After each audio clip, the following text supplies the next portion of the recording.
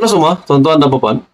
Satu lagi kejutan baru, dan kali ini, sekali lagi, nama Menteri Besar Kedah Muhammad Sanusi disebut dalam artikel ini dari bernama.com. Dalam laporan polis ini dikatakan, ataupun dalam kenyataan, polis membuka kertas siasatan, dikaitkan juga dengan nama Menteri Besar Kedah.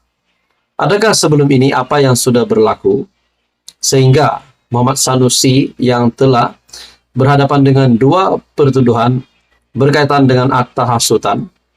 Adakah semua ini tidak cukup lagi? Dan kali ini dikejutkan lagi dengan satu artikel polis buka kertas siasatan berkaitan dengan video tular sambutan Menteri Besar Kedah di Johor. Dalam artikel ini dari bernama.com, Johor Bahru pada 26 Ogos bernama, polis telah membuka kertas siasatan berhubung satu video tular yang kononnya memperlihatkan sambutan ke atas MB Kedah, Datuk Seri Muhammad Sanusi, yang didakwa berlaku di negeri ini.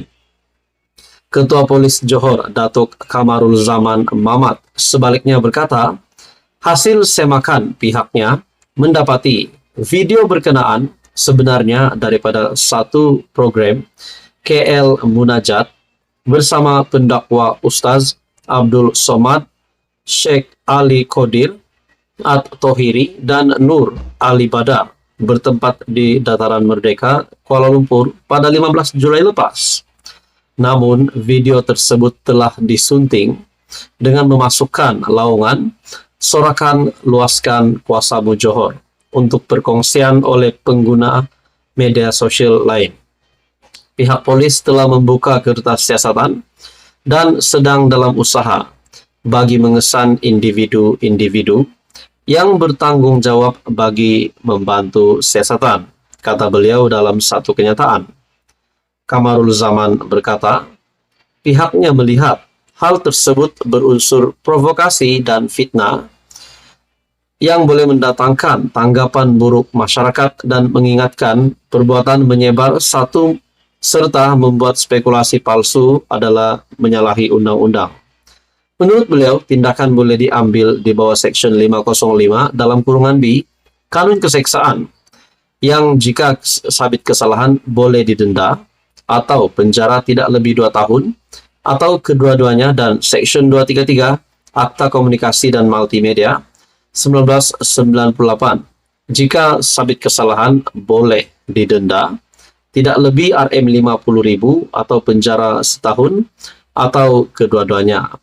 Beliau turut menasihatkan orang ramai agar tidak mudah mempercayai dakwaan yang diperoleh daripada sumber yang tidak sah.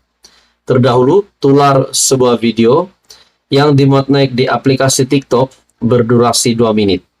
Dengan caption sambutan kepada MB Kedah di Johor dengan latar belakang lagu Luaskan Kuasamu Johor.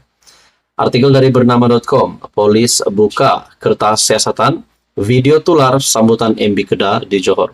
Sekian saja, teruskan bersama di dalam channel ini untuk info yang seterusnya. Halo semua teman-teman dan Bapak, selamat datang ke channel Fels Lifestyle. Terima kasih karena masih setia di dalam channel ini. Saudara-saudara, Menteri Ekonomi Rafizi Ramli dalam sebuah kenyataan dalam sebuah artikel dari biharian.com berkaitan dengan ada satu kenyataan di mana menyebut 54.000 warga Cina yang akan diberikan kerakyatan di negara ini. Dan ini dalam artikel ini Rafizi gesa polis siasat akaun media sosial PAS Pusat. Ini menjadi satu lagi kejutan baru untuk kepimpinan PAS. Dalam artikel ini, polis digesa menyiasat catatan media sosial yang dibuat PAS Pusat berhubung dakwaan 54.000 warga Cina dalam proses diberikan kerakyatan di negara ini.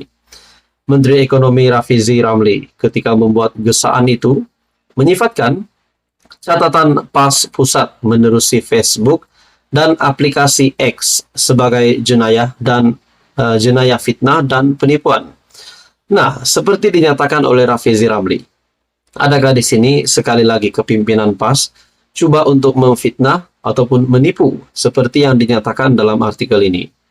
Rafizi Ramli, Menteri Ekonomi, membuat gesaan itu, di mana beliau menyifatkan catatan PAS Pusat menerusi Facebook dan aplikasi X sebagai jenayah fitnah dan penipuan. Ini pasti satu lagi kejutan buruk untuk Hadi Awang sebagai Presiden PAS. Dakwaan dalam proses diberi kerakyatan adalah penipuan. PAS perlu bertanggung jawab bila berterusan berbohong begini, menurut Rafizi. Yaitu beliau juga adalah timbalan Presiden PKR.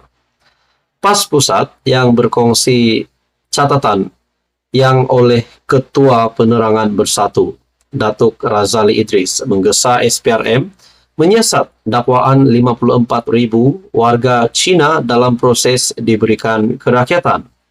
Razali berkata, walaupun Saifuddin Nasution dan Menteri Komunikasi Digital Fahmi Fadzil beria-ia menafikan perkara itu, namun ia perlu disiasat segera kerana rakyat berhak tahu. Bukan soal fitnah atau tomahan, tetapi rakyat Malaysia berhak mengetahuinya. Kita tidak mahu kedaulatan negara kita dicerobohi sewenang-wenangnya. Apatah lagi daripada pihak dalaman. Menteri KDN harus bertanggung jawab, katanya. Razali berkata, angka 54.000 itu terlalu besar dan rakyat mahu isu ini ditangani secara bijak dan tuntas. Kedaulatan negara perlu dipertahankan, keistimewaan rakyat Malaysia perlu dilindungi, katanya. Pada 18 Ogos, JPN menafikan dakwaan itu dengan berkata, kenyataan Saifuddin pada Januari dimanipulasi kerana beliau sebenarnya berkata 54.000 permohonan kerakyatan dikemukakan pada 2017 hingga 2022. Katanya 54.000 permohonan meliputi pelbagai latar belakang, keturunan dan negara asal diterima. Tetapi hanya 45 warga Cina diberikan kerakyatan antara 2019 dan 31 Julai lalu. Dalam penafian pada 26 Ogos lalu, Saifuddin berkata ada lebih 140.000 permohonan kewarganegaraan yang diterima pihaknya, dan daripada jumlah itu, sebanyak 9.000 diproses, termasuk permohonan yang diluluskan. Susulan itu, beliau menepis dakwaan bahawa kementeriannya dalam proses memberikan kerakyatan Malaysia secara besar-besaran kepada warga asing, terutama dari China. Jadi akhirnya Rafizi Ramli menggesa polis untuk menyiasat akaun media sosial PAS Pusat. Jadi di sini kita menantikan siapakah yang benar-benar menipu, siapakah yang benar-benar memfitnah. Saudara-saudara, tuan-tuan dan puan, teruskan bersama di dalam channel ini untuk info yang seterusnya. Halo semua, salam sejahtera Malaysia, tuan-tuan dan puan. Hari ini, terkini, Suruhanjaya Pencegahan Rasa Malaysia, SPRM, sekali lagi dengan sebuah kejutan. Kali ini pula, kepimpinan yang terkenal yaitu Tan Sri dan Datuk Seri dilibatkan dalam satu pengumuman yang amat mengejutkan dari SPRM ini berkaitan dengan pembekuan RM40 juta dan juga berkaitan dengan dana judi. Saudara-saudara, dalam satu artikel dari Sinar Harian, dana syarikat judi, akaun individu, syarikat bernilai RM40 juta dibeku. Menjadi persoalan, siapakah Datuk Seri dan Tan Sri yang disebutkan di dalam artikel ini oleh SPRM? Sejumlah RM40 juta nilai akaun individu dan syarikat dibeku berhubung siasatan pemberian rasuah oleh syarikat perjudian kepada beberapa orang kenamaan baru-baru ini. Memetik laporan utusan Malaysia. Tindakan itu diambil SPRM susulan tangkapan 13 individu, termasuk Tan Sri dan Datuk Seri yang dijalankan sebelum ini. Bagi saya ini satu lagi pendedahan ataupun satu lagi maklumat bocor yang pasti mengejutkan ramai. Sumber memberitahu SPRM sedang mengesan beberapa individu yang dipercayai berada di negara jiran dan sebuah negara Eropa sejak minggu lalu. Nama individu tersebut mungkin akan didedahkan sekiranya mereka masih enggan tampil membantu siasatan. Pelbagai alasan remeh diberikan termasuk perlu berada di luar negara kerana menghadiri mesyuarat. Nah, bila kita mendengar berkaitan dengan pelbagai alasan remeh, seperti apa yang dinyatakan oleh Ketua Pesuruhjaya SPRM Tan Sri Azam Baki. Nah, ini pula berkaitan dengan menantu Muhyiddin. Baliklah, jangan banyak alasan. Adakah di sini ada hubung kaitnya? Kita pun tidak tahu. Dalam artikel ini, katanya setakat ini, tangkapan turut melibatkan seorang pengendali syarikat operator judi di Pulau Pinang. Suspek yang berumur 68 tahun itu direman 3 hari untuk siasatan lanjut berkaitan kes tersebut. Tangkapan individu terbabit menjadikan seramai 14 individu yang diberkas setakat ini.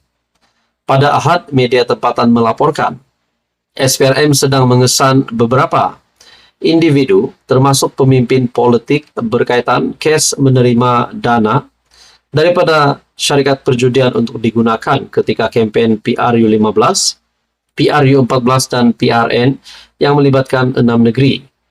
Dana bernilai RM6 juta sehingga RM7 juta itu dipercayai diterima orang kenamaan dan pemimpin politik berkenaan selepas syarikat perjudian tersebut diberi lesen mengoperasikan aktiviti mesin slot di kelab persendirian dan persatuan dimiliki syarikat pengendali mesin judi.